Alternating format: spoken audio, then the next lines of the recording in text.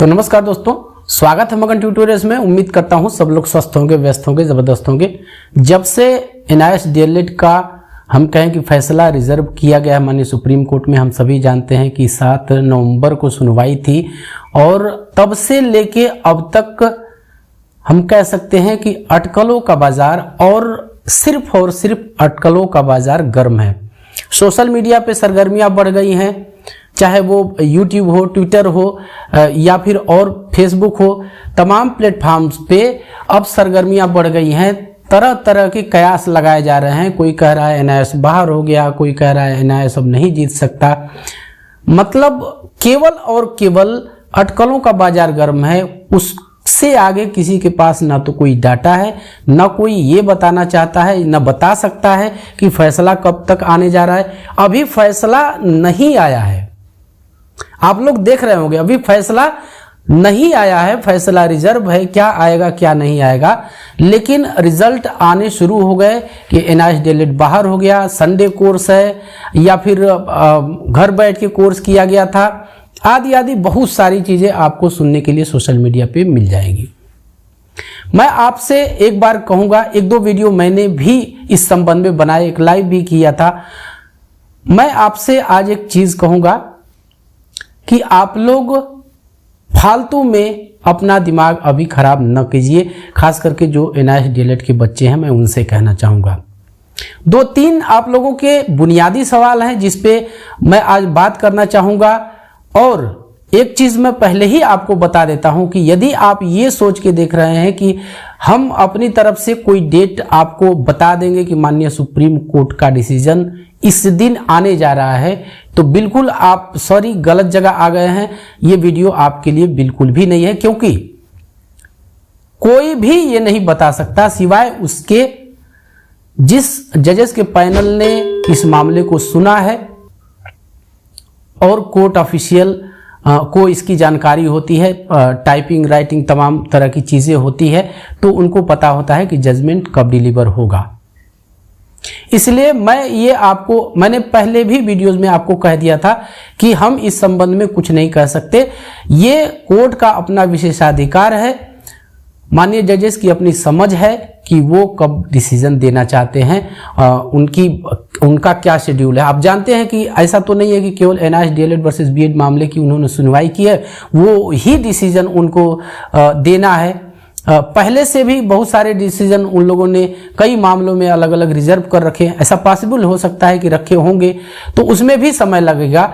तो हम ये अपनी तरफ से बिल्कुल आपको नहीं दिलासा देना चाहेंगे या कोई उम्मीद नहीं देना चाहेंगे कि फैसला इस महीने तक आ जाएगा। हम मोटी मोटा यदि आपको कहना चाहें तो हम सिर्फ इतना कह सकते हैं कि 1-2 महीने के अंदर हमें उम्मीद ऐसी है कि केवल ये एक कोरी उम्मीद है कि फैसला आ सकता है। बस इतना ही कहना चाहेंगे इस संबंध में। ये वीडियो बनाने का मकसद आप लोगों के कमेंट्स हैं, खास करके जो बिहार के बच्चे हैं 6th फेज या 7th फेज के, या जो अभी अप्लाई करने वाले हैं 2.0 में। तो ये बहुत बड़ी क्वेरी है कि कुछ तो ऐसे पूछ रहे हैं, सर हम अप्लाई करें या ना करें, हम ज्वाइन करें या ना करें। तो आप लोग ऐसा क्यों नहीं, पहले यही सवाल मैं लेना चाहूँगा, जो आप लोगों के सवाल हैं कमेंट्स के माध्यम से। तो मैं यही इस सवाल पे जितने भी बच्चे इस तरह की क्वेरी रखते हैं, मैं उनसे ये कहना चाहूँगा कि जो भी एक सामान्य प्रोसीडिंग है, जो भी सरकार की तरफ से किया जा रहा है, उसको आप लोग कीजिए। ये करियर का प्रश्न है, बाकी आगे क्या होता है वो सरकार समझेगी। अगर सरकार प्रक्रिया चला रही है और आप वहाँ एलिजिबल हैं, आप योग्य हैं, आप अप्लाई कर सकते हैं, आप अप्लाई कीजिए। आप सिलेक्टेड है, आप ज्वाइन कीजिए। पहले से नौकरी में है, बिल्कुल उसी तरह से बिना किसी दिमागी दबाव के आप अपनी नौकरी कीजिए। देखिए, मैं आपको खास करके जो सिलेक्टेड हैं उनको एक चीज मैं आज कहना चाहूंगा। आप लोग ये कतई न सोचिए कि हमारी नौकरी पे कोई आफत आने जा रही है या हम बाहर होंगे या हमें दिक्कत हो सकती है। देखिए, दिक्कत आती है और चली भी जाती है। मेरे कहने का यह मतलब है, जो सेलेक्ट हो चुके वो सेलेक्ट हो चुके। यदि आप लोग के पास एक एग्जाम्पल है कि आप बता दीजिए कि सिलेक्टेड कैंडिडेट को कहीं पे उनकी नौकरी से निकाला गया और कोई मेजर फॉल्ट न हो, जैसे उत्तर प्रदेश का मैं यहाँ पे उदाहरण दे सकता हूँ कि शिक्षा मित्रों का जो समायोजन था, आप लोग जानते हैं 1,70,000 जो समायोजन था शिक्षा मित्रों का, उसको निरस्त कर दिया गया था इसी माननीय सुप्रीम कोर्ट के द्वारा। लेकिन वो क्यों? क्योंकि वहां मेजर रीजन था। मेजर रीजन ये था कि आरटीई एक्ट कहता है कि अनट्रेन्ड टीचर नहीं रखे जाएंगे, यानी जो क्राइटेरिया एक एनसीटीई का भी है कि जो क्राइटेरिया निर्धारित की है कि कोई उनके पास 2 वर्षीय प्रशिक्षण उपाधि होनी चाहिए, यानी मेरा यहाँ पे इस परिप्रेक्ष्य में कहना चाहूँ तो डीएलएड से है। पहले बीएड भी रखा जाता था, लेकिन उस परिप्रेक्ष्य में हम नहीं जाना चाहेंगे।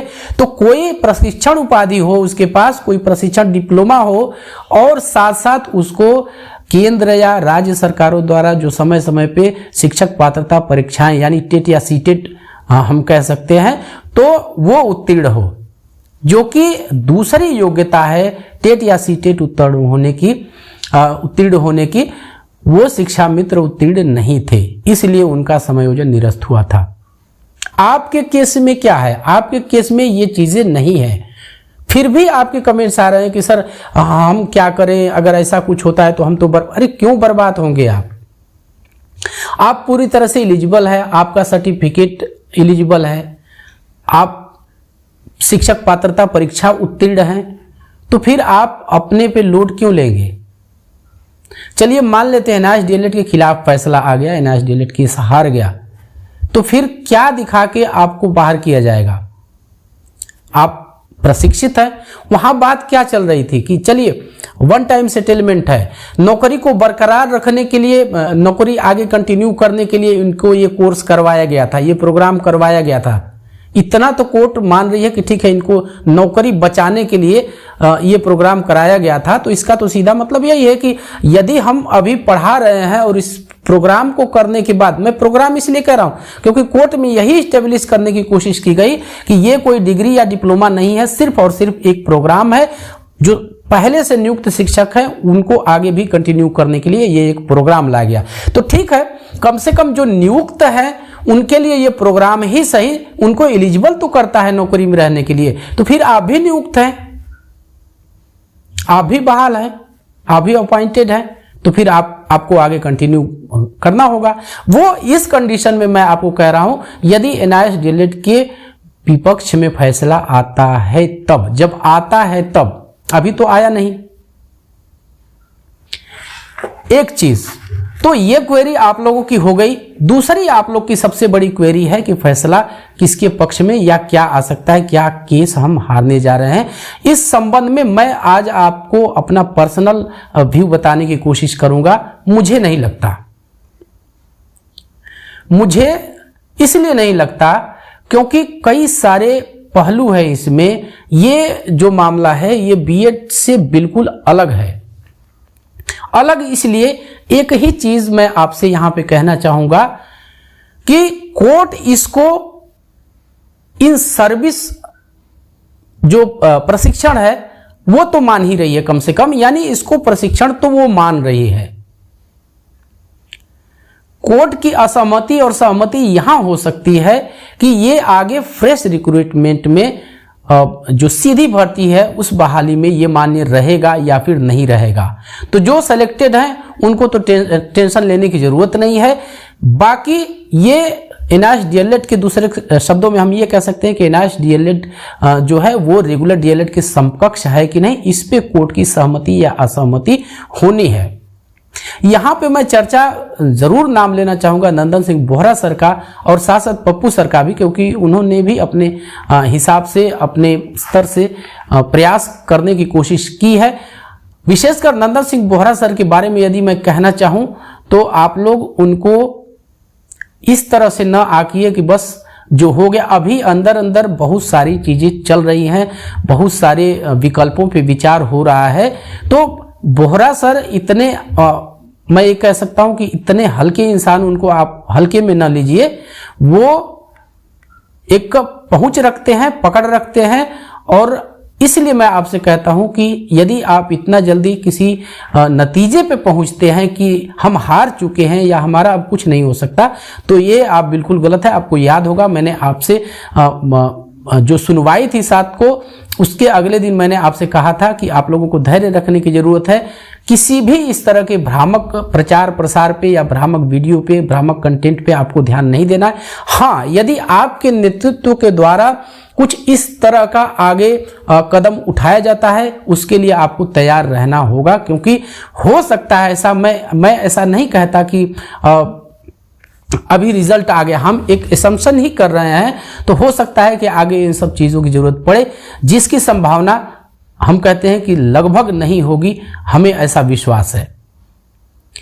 आप लोग का दूसरा सवाल है। मुझे लग रहा है वीडियो लंबा हो रहा है, मैं जल्दी से इसको समाप्त करना चाहूँगा कि बोहरा सर और पप्पू सर दोनों लोग को आप कभी लाइव लाने की कोशिश कीजिए। मैं ऐसी एक कोशिश कर भी चुका हूं और ये कोशिशें लगातार जारी हैं। जैसे ही दोनों लोग एक्सेप्ट करते हैं, तैयार होते हैं, हम उन्हें ज़रूर लेके आना चाहेंगे, क्योंकि ये वाजिब भी है आप लोगों का सवाल कि आप उनको लाइए, ताकि हम उनको एक बार सुन सकें कि वो हमें क्या कहते हैं, और उनको बिल्कुल कहना भी चाहिए। मैं आपकी तरफ से ही कहूँगा, क्योंकि आप लोगों ने उनको यथोचित हम कह सकते हैं कि आर्थिक सहयोग भी किया है, और ये आप लोग का हक बनता है कि वो कुछ न कुछ दोनों अपनी तरफ से 2 शब्द कहें इस संबंध में कि क्या हो सकता है, क्या नहीं हो सकता है। बाकी जो करना है सभी जानते हैं कि कोर्ट का अपना विशेषाधिकार है। उससे बड़ा, चूंकि मामला देश के सर्वोच्च अदालत में है, उससे ऊपर कोई अदालत नहीं है, उससे बड़ा कोई है नहीं, तो वो जो फैसला देंगे। लेकिन एक जो ये दोनों चेहरे हैं, मैं खास करके कहूँ, बिल्कुल आप लोग की ये वाजिब मांग है कि इनको आके एक बार जरूर अपना पक्ष स्पष्ट करना चाहिए। जो ये ऊहापोह की स्थिति बनी है, जो ये अनिश्चितता की स्थिति बनी है, उस पे वो जरूर अपना विचार रखें, ताकि यदि आपने सहयोग किया है तो ये आपका हक बनता है, और आपको इससे एक संबल भी मिलेगा, एक सहारा भी मिलेगा कि क्या कुछ हमारे केस में हुआ है। जैसा कि मैंने आपसे कहा था कि रिटर्न सबमिशन भी होते हैं, बहुत सारी चीजें छूट जाती हैं तो उसको दिया जाता है।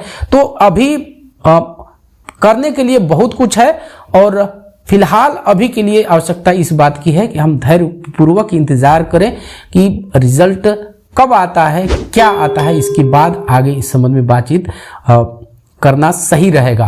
तो मैं अंत में आपसे यही कहूंगा कि हमारा प्रयास लगातार जारी है कि दोनों को हम लाइव लाने की कोशिश कर रहे हैं, और जैसे ही इस तरह का होता है तो हम आपको 8 से 10 घंटे पहले तो बताने की कोशिश करेंगे, और सारी चीजें वहां पे स्पष्ट होंगी। तो बस दोस्तों, यही था आज की इस वीडियो में। उम्मीद करते हैं कि आपको ये वीडियो पसंद आई होगी, और चलते चलते वही रिक्वेस्ट दोस्तों, कृपया इस चैनल को लाइक, शेयर और सब्सक्राइब जरूर कीजिए दोस्तों। जब आप ऐसा करते हैं तो हमें एक मोटिवेशन जरूर मिलता है। मिलते हैं अगली वीडियो में, तब तक के लिए नमस्कार।